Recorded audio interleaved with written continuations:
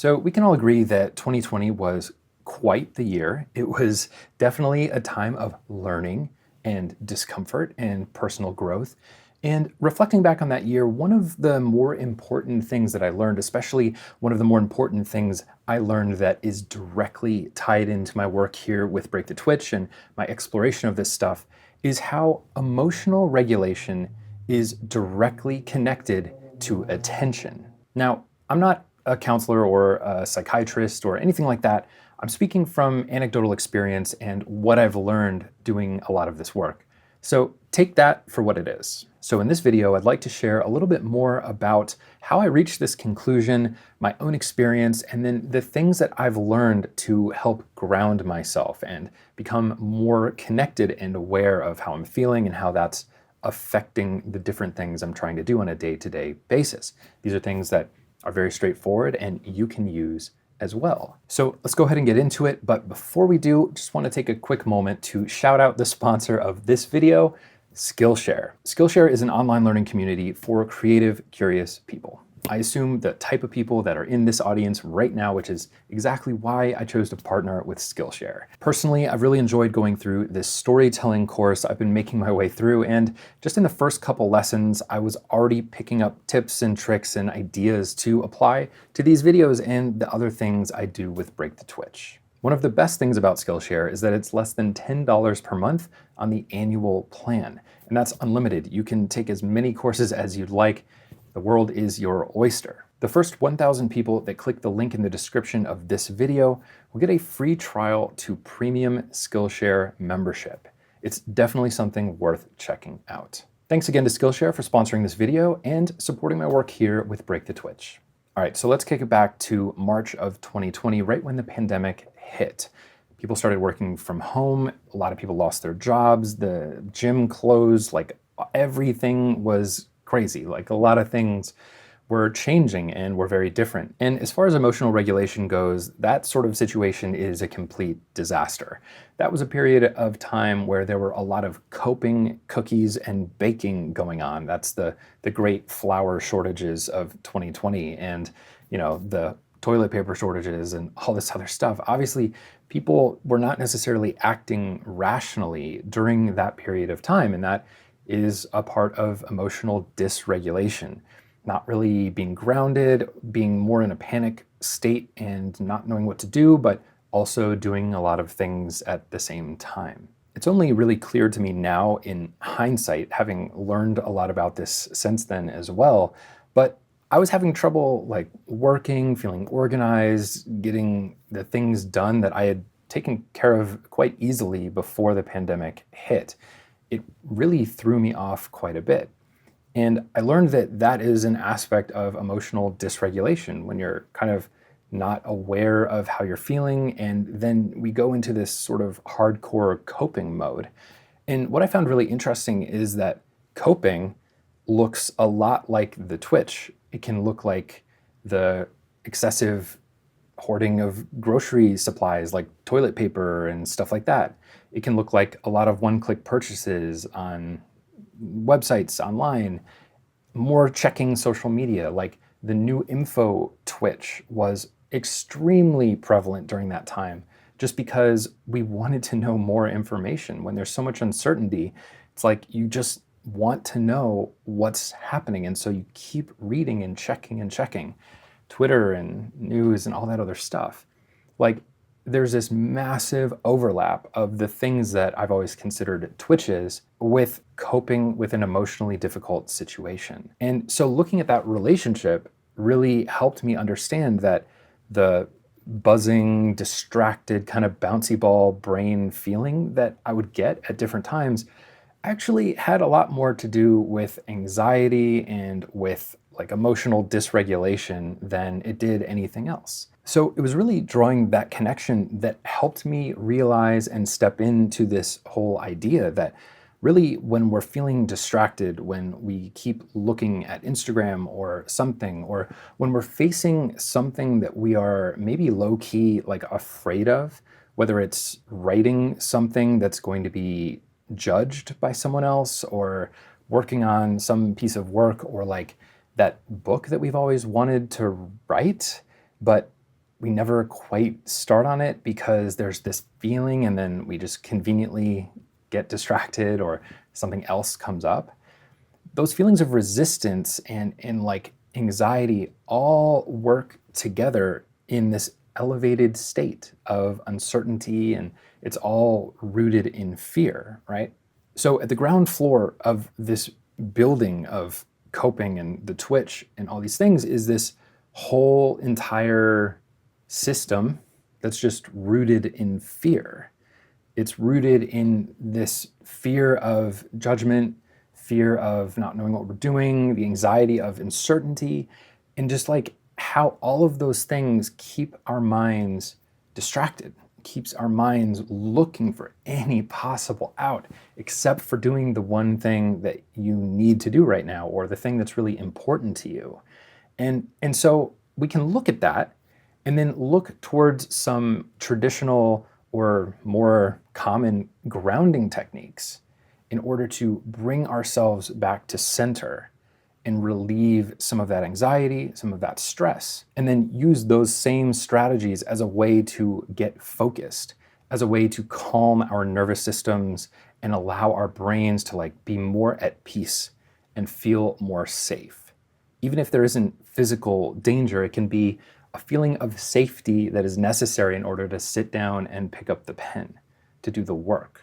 So I'm hoping that this stream of consciousness logic is making sense to you and connecting the dots here.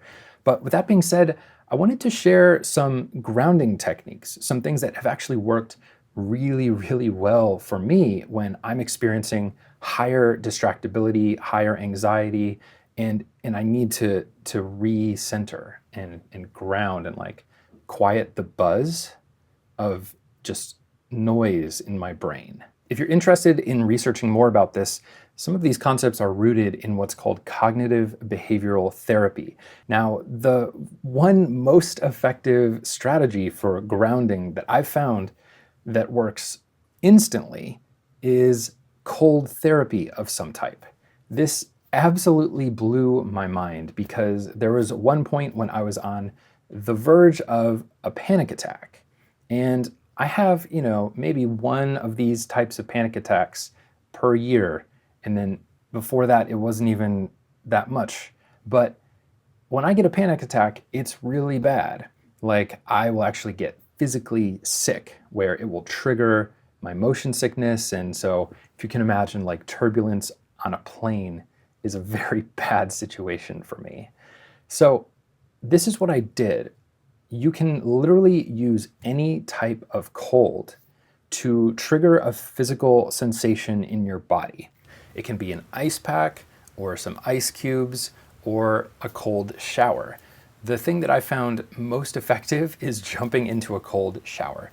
It feels terrible, but it works instantly. If you're just really struggling, you're bouncing all over the place, you're having a hard time like focusing on anything, you're feeling really anxious and there are important things that you're putting off, and you're at home or you're somewhere where you can do this, turn on a cold shower and jump in.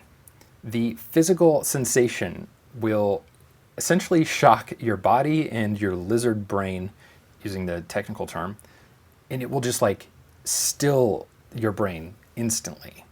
It's like an instant quelling of the like the anxiety that you feel. And it is that technique, that sort of thing, that just instantly turned off a panic attack. I didn't end up getting sick. I ended up just being fine. So that by far is the most effective strategy. The other thing you can do is take ice cubes in your hands and squeeze them really hard. Or you can take an ice pack and put it on your face. Anything that feels not great, like it needs to create a physical sensation of cold and stinging a little bit, but it will ground you. It will bring you back into your body. It'll get you out of your mind, and it will help you recenter and get focused. I know that that might sound kind of extreme, but it really does work. A lot of people talk about things like meditation, and that's probably the second most effective thing for me in terms of quieting the noise. But it's hard to just sit down and meditate or make that choice when you're already anxious unless you train yourself to do it. So you need to sort of have a pattern of knowing that you need to meditate, being willing to sit through the discomfort of being anxious and then just sitting there, but it works. You just breathe, you just sit, and you just feel what you're feeling. That's the big part of this, is like meditation specifically as a grounding technique allows you to just feel what you're feeling, and that's what's needed to let yourself process through it. So meditation is another one that works really, really well. But sometimes you need something to first shock yourself out of that mental state and bring yourself back into your body. So the cold therapy can be an amazing solution for that right away. You should definitely try it if you haven't. It's a game changer for sure. So the third thing that I'll mention is another grounding technique using all 5 of your senses. You can find something that smells really strong, hopefully something good, or like a good smell that you enjoy. You can cook something, you can touch something. Anything that's really tactile is really great. You can pet your dog, or you can do something that is fun. Anything that will stimulate the different senses and bring you into the present moment. Just calmly working through, watching something that you like. There's a lot of different ways to do it, but just tapping into something strong that sort of shocks your consciousness into focusing on that thing instead of what's spinning around in your mind, whatever it may be. Another thing that seems to work really well for me is singing or humming. Something about just the resonance of my own voice and hearing the tones coming through my skull, I guess, is something that pulls the focus away from that anxiety and the distraction. So that can be really helpful too.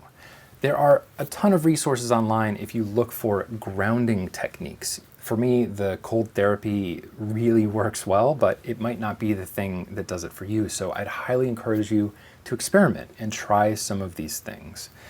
When you're feeling more distracted and you're just having a hard time putting your phone down, or you're noticing some of those signs, the purchases are starting to pick up again, or you are having a hard time not reading the news, whatever it may be, that's okay. Understand that you're probably coping with uncertainty or something going on, and have some real self-compassion in that moment, and then take the opportunity to work on doing some grounding techniques.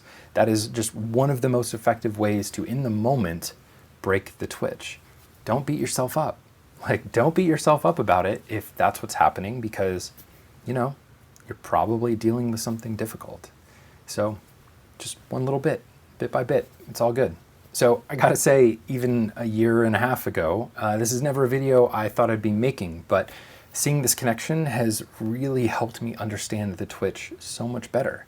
How we can ground ourselves and live more intentionally by maintaining that groundedness day to day. And the interesting thing is, once we start doing the healthy grounding techniques, or the healthier coping techniques to get us through and help maintain these practices day to day, it doesn't look like coping anymore, and instead it just looks like maintenance. Like you're just doing life maintenance to keep ourselves grounded and feeling good. So there is a point when it goes from coping to just, this is how we live, and it's positive. And that can totally happen. And I believe that that can happen for you if you're feeling like you're struggling with some of these things right now. It's totally possible. So hope you enjoyed the video and got some really good value from it. I appreciate your attention, and thanks so much for hanging out. I'll see you soon.